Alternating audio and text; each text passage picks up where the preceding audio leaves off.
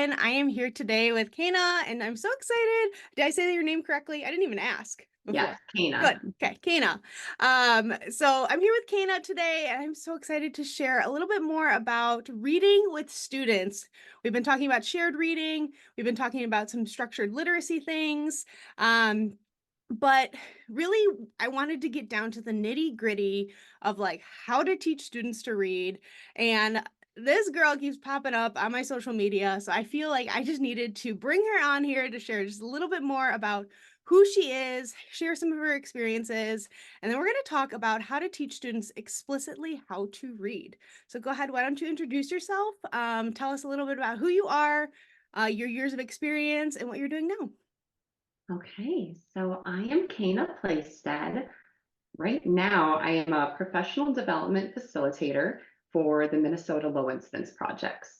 So I provide training mostly in the metro area of Minnesota, but a few statewide projects. And all of the training is specifically for those low incidence disabilities. So that would be disabilities that occur in low numbers. So we're talking your deaf and hard of hearing, your blind vision impairment, physical impairment, blind, developmental delay, all kinds of different things. So I work with not only teachers, but related service providers, all in support of our students. So it's quite the fun job. I get a lot of training and a lot of professional development myself, which I really love learning. So it's right up my alley. But prior to this role, I was a classroom teacher at a school, and it was a separate setting, so entirely special education. And I had a classroom, and I also did a few different roles over my course of time there.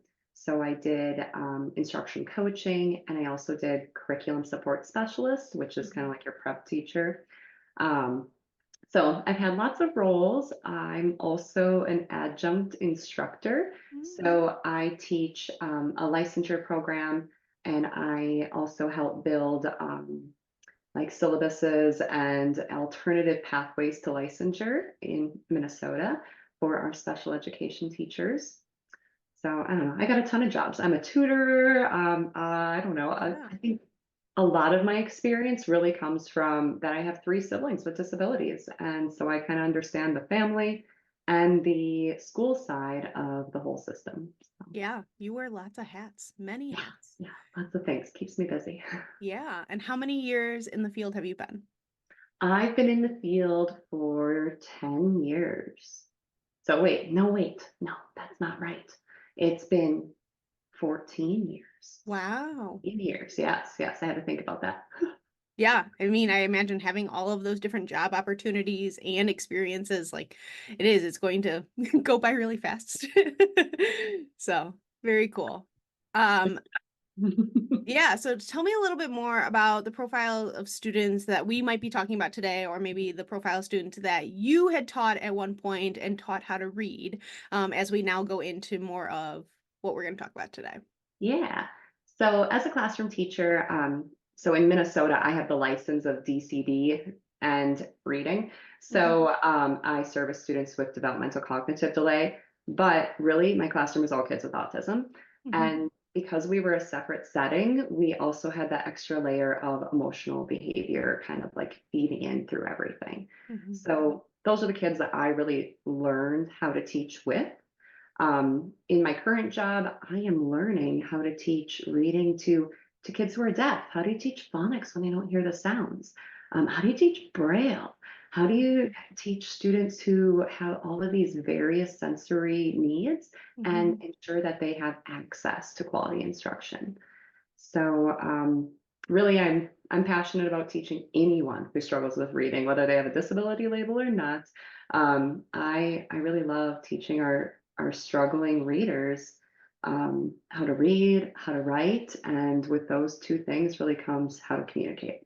Yeah, for sure. It all kind of blends in together. I know I've had lots of conversations with SLPs over the years of, how are we going to teach them to read? How are we going to teach them this?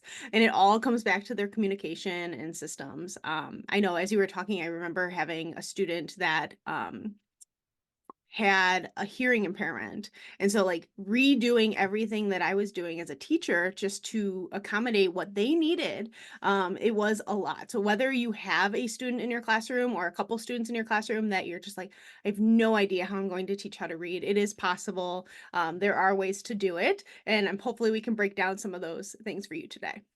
Yeah, exactly. All means all kids. Exactly. So, which leads me straight into my next question, which I feel like I might know the answer to. But how did you learn which strategies to use when teaching students how to read, especially some of our more significant disabilities? So I had the lucky privilege of attending literacy camp with doctors Karen Erickson and Dave Copenhaver. So I attended the Minnesota literacy camp twice. In my time there, I quickly realized that even though I had been teaching for many years and felt like I knew what I was doing, I really had no idea how to teach reading. And Mhm. like I realized that I didn't know how to teach the alphabet. I didn't know how to teach phonics. Mhm. And when I came back from literacy camp and we started implementing things, I had this awesome group of educators I was working with that really held me accountable and helped build me up and practice all of these things with me. And we started seeing huge progress with kids that people thought just couldn't, like it wasn't possible. And so we went back to our director and asked if we could go to Camp Alec, which Mhm. is not in our state. Yep. And again, Erickson and Copenhaver, and that whole camp is focused on teaching students who use augmentative communication. So almost every student who attended that camp was non-speaking, and Mhm. it really, she's like, that was the first time I learned about core vocabulary and modeling. Like, Mhm. who would have known you need a model language for kids to pick that up? So that's really where I learned. After going to camp and following Karen and Dave, like I'm a groupie. I went back to school and got a master's in reading. Although it was very general ed focused with some layers of dyslexia maybe in Mhm. there, it Mhm. really taught me how to like think about research, how to look into research, how to talk, right? Mhm. Um, so yeah, I feel like those were like my like underlying foundations of how I learned. And I feel like I'm still learning. I just finished taking the letters course. I am in a book study. I have my science of reading handbook here. Mm. Very thick, but I feel like I'm still learning how to teach reading to like Mhm. all different kinds of kids. And it's just so much fun to really dive into different profiles and think about like, well, how does it work for this kiddo? Yeah, for sure. If you're listening, you're like, wow, going to these literacy camps sound fantastic. And maybe that's not in your budget in this moment. You can also get Comprehensive Literacy for All. It is a fantastic book with lots of wonderful reading strategies. That is exactly what it is. I will link it below to make sure that you can read that because I feel like that one really helped open the door for me as well. In 2017, I worked with Dr. Erickson for Readtopia from Building Wings. And so when I got to kind of work with them and see what that curriculum was, if you don't know what Readtopia is, again, I will leave the link below. I think it's a phenomenal curriculum. Um, it actually sits down and like teaches students how to read and reminds you how to model on devices, how to find words on devices so that we can also be communicating while we are reading and lots of great strategies to get into. So yes, all of that. Love reading. um, Yeah. Yes, yes. Love, love, love. I feel like I hear a lot of the times too, it's very difficult for students who are non-vocal, and I know we've kind of touched on it. Um, but how do you know that they are for sure reading? Obviously, expressively can be very difficult unless they have a reliable communication system. Um, but then also receptively, we can only really do so much. It can only take you so far to point to this word, show me this picture, that kind of thing. So, what suggestions do you have?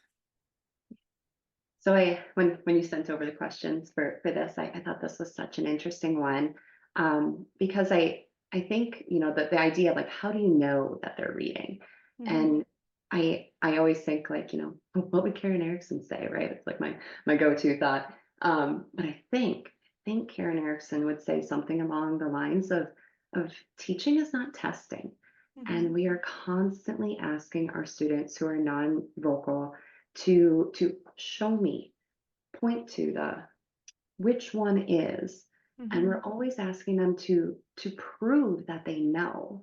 And although testing and like knowing where a kid is at is very beneficial to a teacher, that can't be like our only means of instruction. We need to presume Mhm. competence and truly move forward with that like guided teaching. So, like, where's the I do, we do, you do in that? Where Mhm. are we modeling what is expected before we're even doing it together? Before I ever ask you to show me, right? Mhm. Um, so I think that whole idea of like really presume competence and Mhm. move forward with what is best instruction for a student at whatever level they are at. I guess, with those things being said, I think that there's a few things that are really important to teach when you have a student who uses AAC in any way. Um, so really thinking about like teaching inner voice, modeling inner voice, Mhm. talking about it. I don't think that a lot of our students realize that we all have inner voices and Mhm. we all use that to think and to read to ourselves and to put Mhm. together cohesive thoughts and communication. I also think that like we need to teach communication. It needs it needs to be taught both like indirectly and directly. It needs explicit instruction and modeling. And we really need to ensure that our students have a lot of communication access and opportunities within literacy instruction because learning how to read the words without communicating well gets us nowhere in the long run either. Uh, Mhm. I think a lot of us can think of like a hyperlexic profile of a kid, maybe with autism because it's kind of more common there.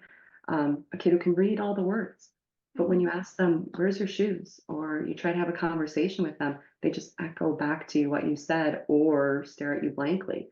Like Mhm. reading is so much more than just like reading the words. Like communication and literacy go hand in hand. For sure. Definitely. Yeah. Yeah. And I know last week we've been talking about shared reading. So how does that go into shared reading? You said bring communication into it. But I know a lot of it is like commenting and waiting. And then when the waiting happens, then we give a response. But any other suggestions to get our students to really be involved in that process? Yeah, yeah. So, when I think about shared reading is dialogic reading and like research when you look it up. Mhm. And dialogic reading is an evidence-based practice for teaching like verbal fluency skills and for teaching vocabulary. And so, shared reading really builds those things up. Mhm. And it's so much more than answering questions. Like it is commenting, it is having a conversation Mhm. because that's what the world is about. It's not about answering questions. Mhm. So I feel like shared reading really does its place in building the language comprehension piece of the simple view of reading. So we need decoding and we need language comprehension. And when we have emergent students, shared reading is how you build language comprehension.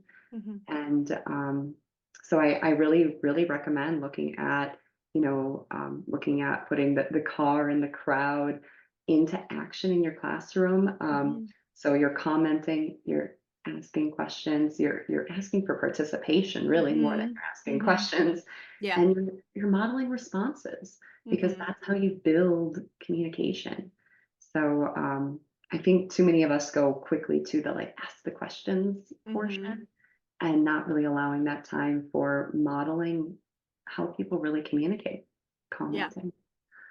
For sure. Yeah, those comments are really tough for I think for a lot of my teachers to get their heads wrapped around at the beginning of like, well, we have to comment that they're mad or comment that this is blue. Like, yeah, I hear that and it's like kind of annoying to do that constantly, but you are really modeling all of these things and I know I'm going to go back to your inner voice conversation of like there's so many times that I'm reading a book and I go, "Oh, I wonder what's going to happen next." Right? And so now I'm verbally saying that out loud.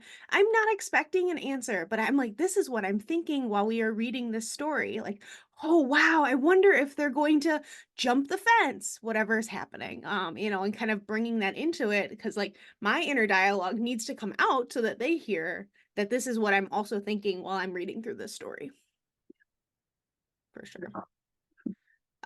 So can you do more of a mini walkthrough? I think showing an example might be a little bit helpful, of like how you could teach me how to read. Sure, sure. So I guess that when I think about teaching anyone how to read, I always think about the four big questions from Karen Erickson and Dave Copenhaver. Mhm, And those four questions will determine, are you emergent or are you conventional? mhm, So the first question is do you know your alphabet most of the time? mhm. The second one is do you have a means of communication and interaction? Yes. Do Let's go with that. you engage actively during shared reading? So if I'm reading a story, do you comment? Mhm. Do you participate? And then the last question is, do you understand that written language is comprised of like letters and that it's related to how we speak, kind of. Okay. Um, so it's not that you are actively writing with like, Those syntax and letters. Yeah. fluency, but just like Mhm. that you have that understanding that writing is related to all these things. Okay. So if you answered yes to all of those, which of course you would, Yes. you'd be a conventional learner. If you answered no to any one of those, you'd be an emergent learner. Okay. And those strategies are different. Uh, Mhm. I think for years in my classroom, I tried teaching conventional strategies, but I had emergent students, and I wondered why they weren't learning their alphabet and why they weren't learning how to communicate. And it's because I wasn't targeting what they needed. Mhm. Um, so I'll go to emergent because I think most people can Yeah. kind of envision what a conventional student might look like. But along the emergent lines, you want to make sure that you have comprehensive instruction to hit both sides of that simple view of reading. We want to ensure that we're teaching decoding. And when they're emergent, that's the alphabet and that's phonological skills. Mhm. Those things come together and create conventional phonics. So Yeah. if you have a lag in alphabet or phonemic skills, that's what we would teach you. Mhm. And then also the language comprehension piece, which would be that shared reading aspect. Yeah. And that was related to that first question of do you know your alphabet?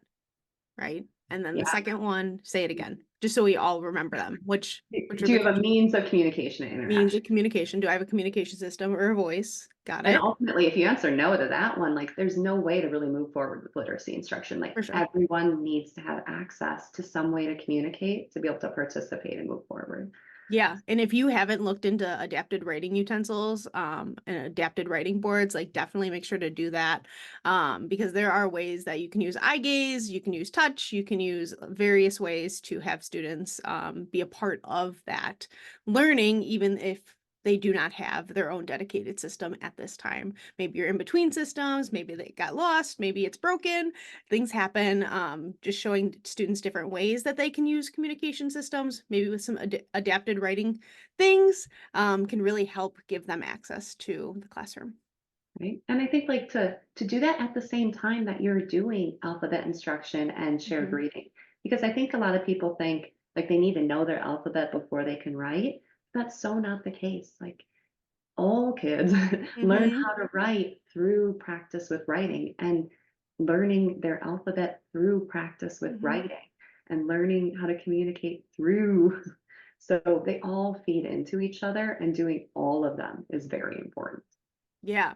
I know when I went to Closing the Gap, I feel like I learned so much there related to writing and literacy. That like, okay, you give them an alphabet board they point to, or they show you somehow by looking at T, L, and E, and you're like, oh, are you trying to say title? Do you want to write the title of your story, right? You give meaning to what they are trying to say. Or maybe that was turtle. Oh, it wasn't title, was it turtle? Here's how I would spell turtle, if that's what you want to do. And like if you are doing some type of writing activity for students that are not paper pencil, I'm writing a sentence for you, like there is ways to do it. There is. And to like really consider modeling with their pencil, whatever that pencil might be, Hmm. because they need to see people doing it. Again, that gradual release model that I do, we do, you Hmm. do. and showing them in the tools that they can access and the tools that they have ability to use. Yeah, for sure.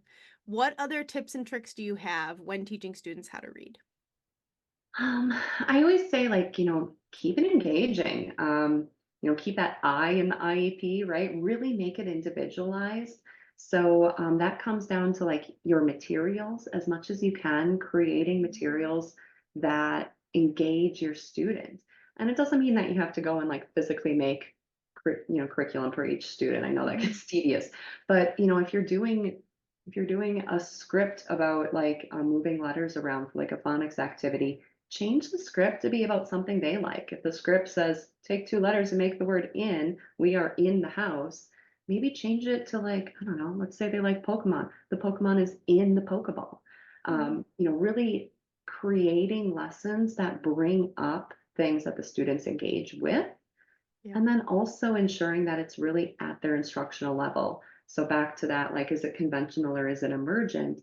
Making sure that we're providing them with instructional activities that do meet them where they're at and aren't asking them to run upstairs when they aren't even crawling yet, right? Yeah, for sure. Yeah. I also like think like really being systematic.